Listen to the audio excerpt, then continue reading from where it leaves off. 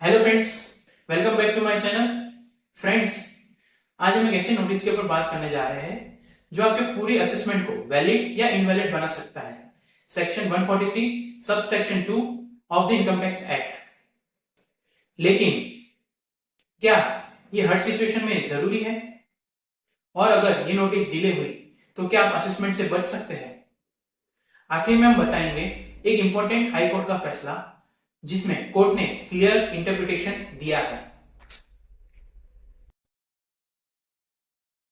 चलिए सबसे पहले लॉ को समझते हैं।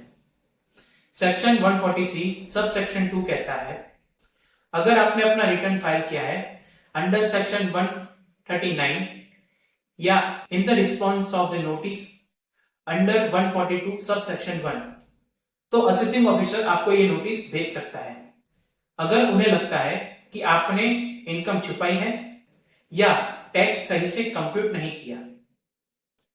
एक इंपॉर्टेंट अपडेट, फाइनेंस एक्ट 2021 के बाद सेक्शन 143 सब सेक्शन 2 का नोटिस 3 मंथ के अंदर सर्व करना होता है from the end of the financial year in which return is filed.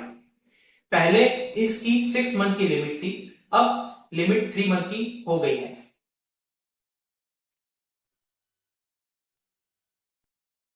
अब यह समझना जरूरी है कि सेक्शन 143 सब सेक्शन 2 नोटिस सिर्फ एक फॉर्मेलिटी नहीं है, ये नोटिस जुडिक्शनली होती है। यानी जब तक ये नोटिस इश्यू नहीं होती, असेसिंग ऑफिसर असेसी की इनकम असेस नहीं कर सकता। अगर एओ ने बिना 143(2) नोटिस के स्क्रूटनी असेसमेंट किया तो पूरी एक्शन वॉइड मानी जाती है, जुडिशनल गलत हो जाता है। सुप्रीम कोर्ट का भी कहना है section 143 sub section 2 notice is a condition president, यानी इसके बिना असेसमेंट इलीगल होता है। कई केस में देखा गया है कि अगर असेसिंग ऑफिसर ने 143(2) नोटिस इश्यू करने में डिले किया तो कोर्ट ने एंटायर असेसमेंट स्ट्राइक डाउन किया, चाहे कितना भी टैक्स छुपाया क्यों ना गया हो। बैर एक्ट में सेक्शन 143 सब सेक्शन 2 सिर्फ सेक्शन 139 और सेक्शन 142 सब सेक्शन 1 रिटर्न्स के लिए मेंशन है, जिसमें section 148 reassessment, section 153A search और section 153C third party case का कहीं जिक्र नहीं है।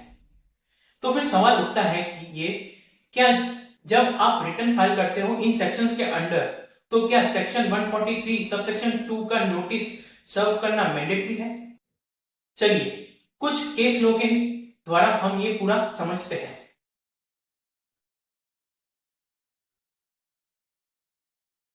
होटल ब्लू मून के केस में सुप्रीम कोर्ट ने कहा, अगर रिटर्न फाइल हुआ है अंडर ब्लॉक असेसमेंट में तो सेक्शन 143 सब सेक्शन 2 का नोटिस देना मैंडेटरी है। यहां पर सेक्शन को स्ट्रिक्टली अप्लाई किया गया और लॉजिक के साथ बाकी के सिचुएशन में भी एक्सटेंड किया गया। अब एक और केस है रायपुर ट्रिब्यूनल का, जहां पर असेसी ने आर्ग्यू किया कि सेक्शन 143 सब सेक्शन 2 का नोटिस देर से दिया गया और ट्रिब्यूनल ने भी माना कि अगर रिटर्न फाइल हुआ है 153 के 3A के अंडर तो सेक्शन 143 सब सेक्शन 2 का नोटिस देना मैंडेटरी है। और ये केस था पीयूषा शुक्ला वर्सेस ACIT और ये डिसीजन भी असेसी के फेवर में था। कई हाई कोर्ट ने क्लैरिफाई किया है, अगर रिटर्न फाइल हुआ है अंडर सेक्शन 148 तो 143 सब सेक्शन 2 का नोटिस देना मैंडेटरी है। अगर ये नोटिस नहीं देते तो रीअसेसमेंट का केस भी वॉइड माना जाता है। सर्च और असेसमेंट के केस में सेक्शन 143 सब सेक्शन 2 की एप्लीकेबिलिटी कंट्रोवर्शियल है।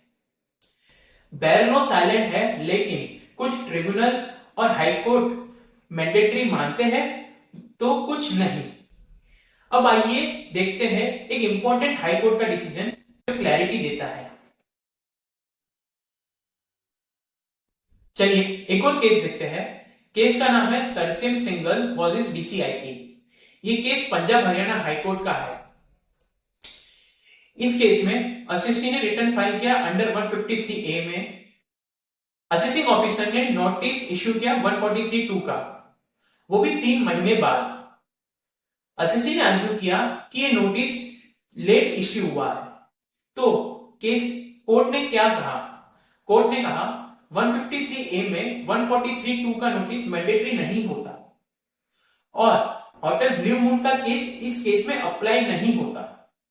और यह भी कहा अगर लॉ साइलेंट हो तो नोटिस के एक्शन में कोई भी असेसमेंट इनवैलिड नहीं होता। और यहां पर ये डिसीजन असेसी के अगेंस्ट आया। तो ये जरूरी नहीं है कि हर डिसीजन असेसी के फेवर में भी आए, जैसे इस केस में हुआ। इस केस में डिसीजन असेसी के अगेंस्ट में आया। तो दोस्तों, अगर आपको ये वीडियो इंफॉर्मेटिव लगी हो तो प्लीज लाइक करें, सब्सक्राइब करें, और ऐसे ही आपको केस लॉ आगे चाहिए तो मुझे कमेंट में लिख के बताएं। और थैंक यू।